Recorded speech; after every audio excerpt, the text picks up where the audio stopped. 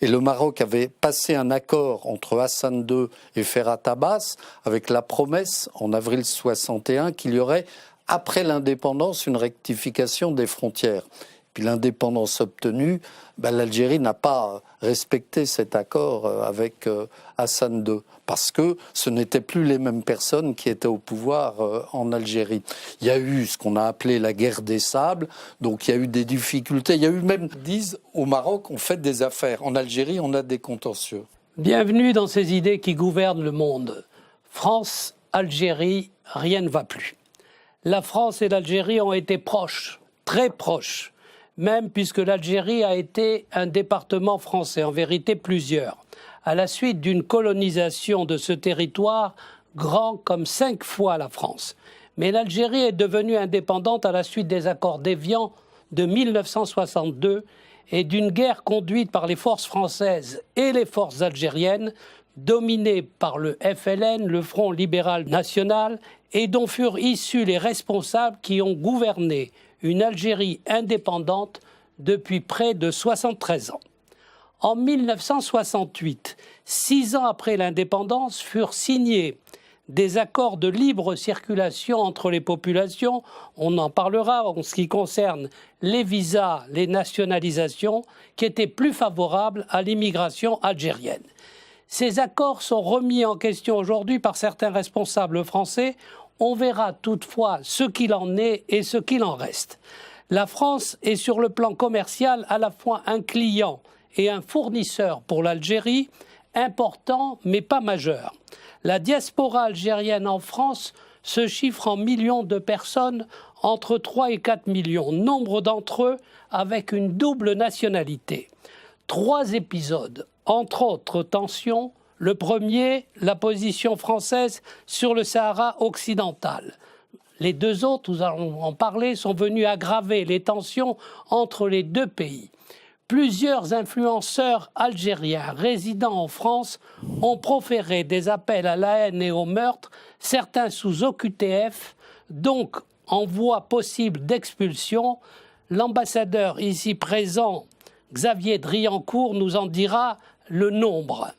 Non, je crois que c'est moi qui ai utilisé cette formule il y a un certain temps, mais c'est vrai que les relations Algérie-Maroc, dès l'indépendance du Maroc en 1956, ont été très compliquées. Le Maroc a à la fois abrité l'armée qu'on appelait l'armée des frontières jusqu'en 1962, jusqu'aux accords d'Évian, et le Maroc avait essayé d'obtenir de la France une rectification des frontières, et le général de Gaulle avait refusé, et le Maroc avait passé un accord entre Hassan II et Ferhat Abbas avec la promesse, en avril 61, qu'il y aurait, après l'indépendance, une rectification des frontières.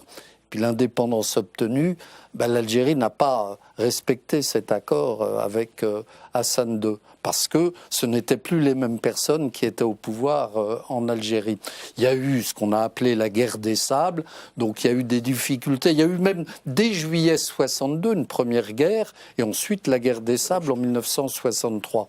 Et après, ça a continué, et le conflit s'est déporté sur le Sahara occidental. Alors, est-ce que c'est toujours d'actualité ? Et est-ce que cette coopération existe encore ? L'Algérie a coopéré avec la France, surtout pour le terrorisme en France. Et les liens historiques étaient entre la DST et les services secrets algériens, pour prévenir le terrorisme, les actes terroristes en France, qui avaient commencé... Bon, il y a eu pendant la guerre d'indépendance, mais dans les années 80, 90, rappelez-vous les attentats de Saint-Michel, etc. Donc les liens entre DST et aujourd'hui la DGSI et les services ont été très forts. Monsieur Tebboune, dans son interview qu'on citait tout à l'heure, a dit la semaine dernière « Je ne veux plus entendre parler de la DGSI parce qu'elle est sous l'autorité de Monsieur Retailleau ». Et les liens avec la DGSE, pour l'extérieur, donc extérieur, ont été toujours quand même assez ténus et portés sur le Sahel plus que sur ce qui se passait en Algérie. Et aujourd'hui, Tebboune dit l'inverse. Il dit on va reprendre une coopération avec la DGSE. On a besoin sur la Syrie notamment. Monsieur Lerner est allé à Alger 2 heures il y a 3 semaines à peu près. Donc oui, ça existe toujours. Ça existe toujours et Je crois qu'il y a encore des conversations entre les différents services concernés. Alors, c'est faux. Il n'y a que des contentieux. Il n'y a aucun succès français. Suez a été mis à la porte, et la CEAL également. Anadarko, ça a été un échec. Il y a Renault, vous avez cité Renault, mais ça fait 15 ans que l'usine Renault d'Oran a produit quelques voitures. Et puis aujourd'hui, l'Algérie a refusé d'importer des pièces, des CKD pour produire les voitures. L'usine Peugeot a été fermée à Oran. Donc en fait, attendez, laissez-le, vous aurez la parole. Donc les 2200 membres de la Chambre des commerces industriels... Mais je les connais bien sûr. Mais vous interrogez le MEDEF, Monsieur Roux de Bézieux ou Monsieur Gattaz, quand ils sont venus, ils sont repartis parce que le Premier ministre leur avait dit on doit faire de la trésorerie sur le dos des entreprises françaises. Interrogez Monsieur Gattaz et Monsieur Roux de Bézieux. Gattaz, je ne le connais pas, c'est peut-être votre... Moi, j'ai rencontré des acteurs locaux. Oui, je sais. Bon, tous ces gens-là qui sont... Par exemple, quand je vois les banques qui sont très heureuses et qui comptent se développer, c'est à l'inverse de ce que vous dites. Quand, par exemple, des centres d'appel, je les ai vus... Les banques disent, au Maroc, on fait des affaires. En Algérie, on a des contentieux. C'est faux. Ils disent en Algérie, on fait beaucoup de business et même on fait du chiffre d'affaires qu'on renvoie dans les filiales, qu'on peut remonter même en haut. Je veux dire, quand vous avez CGE, CMA qui est là, qui va développer sur les ports, tout ça. Moi, j'ai vu des gens, mais qui ne sont pas les mêmes que vous avez vus. C'est pas grave. Mais vous avez vous êtes peut-être figé sur une période. Moi, je vous dis ce que j'ai vu là. Les 2200 membres de la Chambre de commerce et d'industrie, ils sont là, je les ai vus, j'ai pu entendre leurs discours. Ils m'ont fait part de leurs difficultés administratives en disant c'est comme pour les entreprises algériennes, parfois il y a des complexités administratives, etc. Mais tout marche bien, on a des clients et on peut même remonter les dividendes en France. Écoutez, moi j'entends et j'ai vu des choses qui manifestement ne sont pas les mêmes que vous me parlez de M. Gattaz. Du 1 million d'emplois, je ne l'ai pas connu, c'est vrai. Bon, écoutez, on n'est pas d'accord sur tout. Je rappelle ce principe. Nietzsche disait un débat avec des contradictions est un débat qui avance. Il y avait beaucoup de questions que je voulais vous poser, mais nous n'avons pas le temps, notamment sur la question mémorielle, où il y a beaucoup de choses à dire là-dessus, sur l'impossibilité de trouver un narratif commun et après tout, pourquoi pas, sur le pacte migration et asile. On garde ça pour une prochaine émission, parce que c'est un sujet immense, comme vous avez pu le constater. Alors, je prends le peu de temps qui me reste pour évoquer une bibliographie. Qu'est-ce qu'ils avaient d'avantageux? L'ambassadeur, M. Briocco, sera beaucoup plus compétent pour moi que les décrire. Il vous passe la parole. Qu'est-ce qu'ils avaient d'avantageux? Qu'est-ce qu'il reste de ces accords de 68? Et quel sens y a-t-il à les abroger? Les accords de 68 succèdent en quelque sorte aux accords d'Évian, puisque les accords d'Évian prévoyaient la libre circulation entre la France et l'Algérie. C'est même pas les accords d'Évian, c'est un texte annexé aux accords d'Évian qui dit en 3 lignes pour passer de la France à l'Algérie, il faudra pour permettre aux Français notamment. Voilà. C'est surtout pour permettre aux Français. Pour permettre, parce que les négociateurs des accords d'Évian, et il se trouve que j'ai lu là récemment les archives des négociations d'Évian, les négociateurs à Évian pensaient que les pieds noirs resteraient en Algérie. Et comme la question de la nationalité algérienne était au centre des discussions, et les Algériens refusant à l'époque la double nationalité pour les pieds noirs, ils voulaient que les Français pieds noirs optent pour la nationalité algérienne. Et on voulait que ces Français, devenus algériens par les accords d'Évian, puissent circuler librement entre la France et l'Algérie. Et puis, en juillet 62, le retour des pieds noirs. Et finalement, on a eu une période, cette liberté de circulation ne valait que pour les Algériens.